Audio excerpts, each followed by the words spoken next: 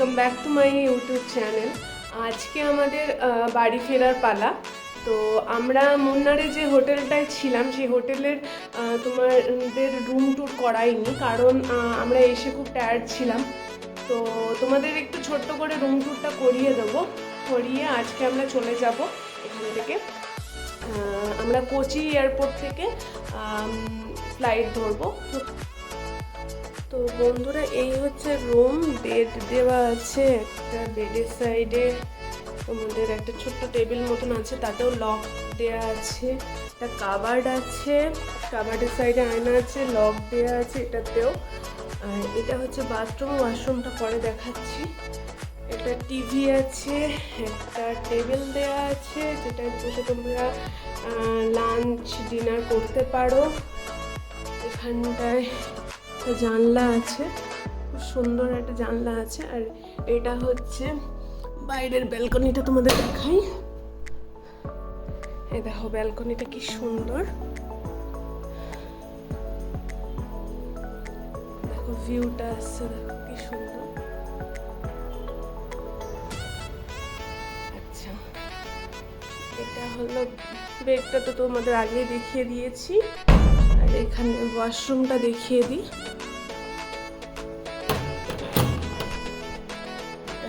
Washroom, ওয়াশরুমে আয়না দেওয়া আছে, বেসিন দেওয়া আছে, কোমোড, এই হচ্ছে শাওয়ার আছে, কল আছে, বাথটব আছে।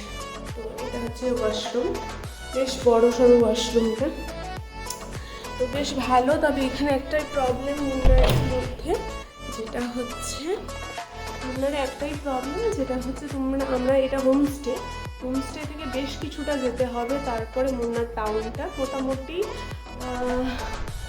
7 কিলোমিটার মতন পড়বে। তো এখানে যদি রাতের বেলা তোমাদের অর্ডার করে দিলে ওরা মেনু দিয়ে দেবে, মানে হোটেলওয়ালারই মেনু দিয়ে দেবে। সেই মেনু ওয়াইজ সামনে হোটেল আছে, সেখান থেকে খাবার ডেলিভারি হয়ে যায়। আর যদি টাউনের ভেতরে থাকতে চাও সেখানে একটু কস্টলি, কিন্তু টাউনের ভেতরে থাকতে পারো।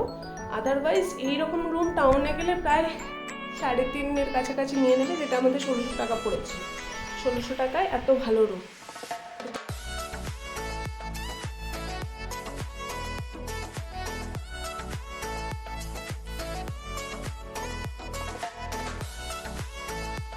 মুন্নারে যে হোমস্টেতে আমরা ছিলাম সেই প্রপার্টির মালিকের গার্ডেনিং করার খুব শখ দেখলাম। চারিদিকে ফ্লাওয়ার গাছ, স্পাইসের গাছ, বেশ সুন্দরভাবে সাজানো গোছানো এই প্রপার্টিটা।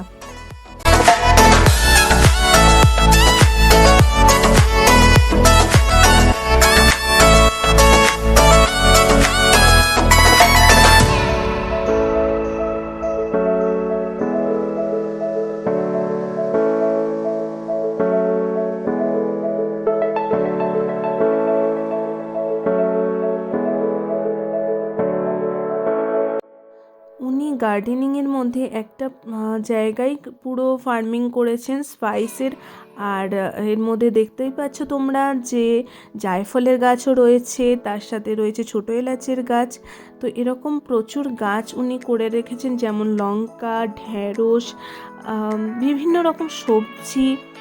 এরই মধ্যে আমাদের গাড়িও চলে এসেছে, কারণ হোমস্টে টাইমিং হচ্ছে চেক আউটের 10টার মধ্যে। তো আমরা 10টার মধ্যে বেরিয়ে গিয়েছিলাম। তার সাথে আমাদের প্ল্যানিংও ছিল রাস্তায় যেতে যেতে সাইট সিন যেগুলো আছে, যেগুলো করবে সেগুলো আমরা একটু ভিজিটও করে নেওয়ার। তো তাই আমরা জায়গায় জায়গায় দাঁড়িয়ে দাঁড়িয়ে ক্লিপও নিতে শুরু করলাম। কোচি এয়ারপোর্ট যেতে যেতে তোমরা রাস্তার ধারে যে ফরেস্টটা দেখতে পাচ্ছ, এটা হচ্ছে ওয়েস্টার্ন ঘাটের রেইন ফরেস্ট। তো এখানেই সবচেয়ে বিষধর সাপ, যেটা হচ্ছে কিং কোবরা, তার বাস। তো কোচি এয়ারপোর্ট যাওয়ার ঠিক আগে আমাদের লাঞ্চটা কমপ্লিট করার ছিল। দুপুরও হয়ে গিয়েছিল, সবার খিদেও পেয়ে গিয়েছিল, তাই জন্য এই সুন্দর মতন একটা রেস্টুরেন্ট দেখতে পেলাম। এখানেই আমরা আমাদের লাঞ্চটা কমপ্লিট করলাম। তো এখানে দেখতে পেলে আস্ত একটা বাসকে এরা রেস্টুরেন্ট বানিয়েছে, খুব ভালোও লাগছিল দেখতে, ব্যাপারটা খুব ইউনিক লাগলো। তো আমাদের লাঞ্চও চলে এসেছে। লাঞ্চে ছিল হাক্কা নুডলস আর ছিল ড্রাই চিলি চিকেন। তো আর তার সাথে ছিল এই আইসক্রিমটা সত্যি দুর্দান্ত ছিল। তারপরে আমরা ফাইনালি পৌঁছে গেলাম এয়ারপোর্টে যখন পৌঁছলাম তখন বাজে 3টে।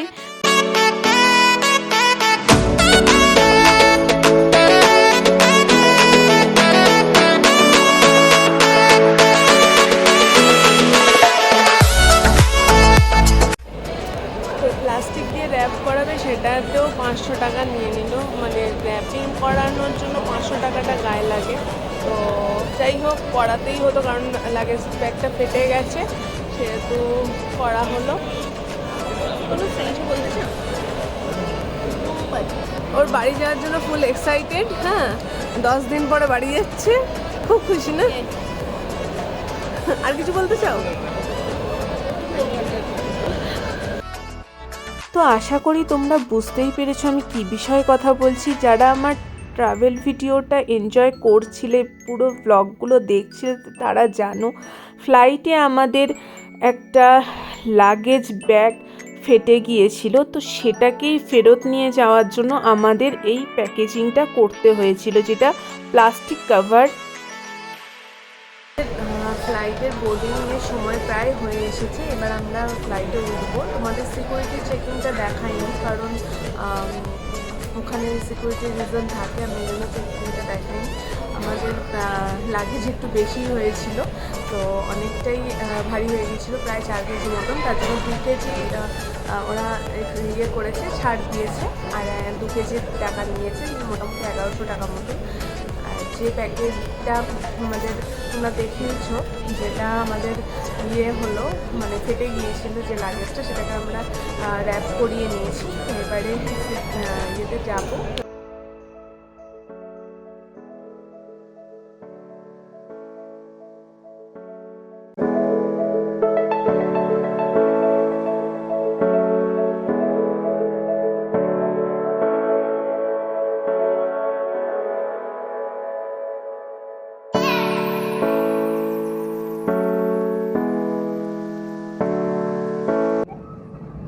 তো বন্ধুরা, আমরা সিটে বসে গিয়েছি। আমাদের 7:05 ছাড়বে ফ্লাইট। তো বাড়ি যাওয়ার জন্য খুব এক্সাইটেড, কারণ অনেক দিনই হলো আমরা আছি, প্রায় 9 দিন, এবার বাড়ি টানছে। তো হ্যাঁ, ট্রিপটা খুব ভালো ছিল, ট্রিপ খুব ভালো কাটালাম, এবারে বাড়ি টানছে।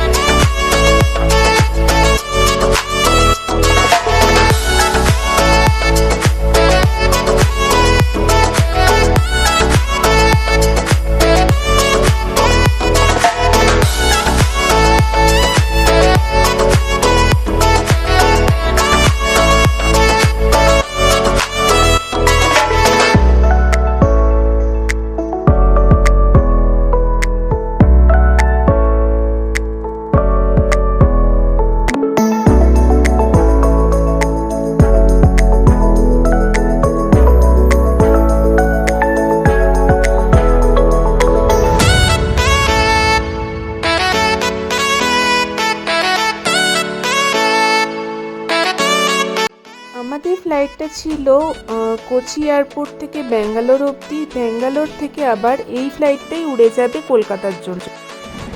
তো বন্ধুরা, আমাদের সেকেন্ড টাইম বোর্ডিং ফেল হয়ে গেল, মানে কেবিন ক্রুরা এসে ফেড চেক করে নিল, তারপরে আমাদের বোর্ডিংটা ফেড কমপ্লিট হলো।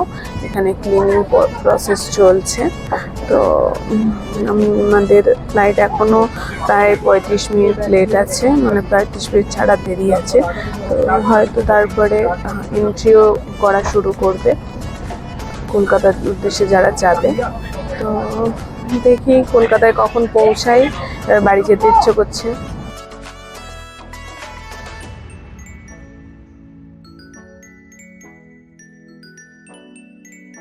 তো ব্যাঙ্গালোর টু কলকাতা ফ্লাইট ছেড়ে দিয়েছে। এবারে আমরা যাচ্ছি বাড়ির দিকে ফাইনালি। মোটামুটি 12টা বা প্রায় বেজে যাবে, 11:30 পৌনে 12টা বেজে যাবে এয়ারপোর্ট থেকে বেরোতে বেরোতে। গিয়ে ব্লগটা এন্ড করবো।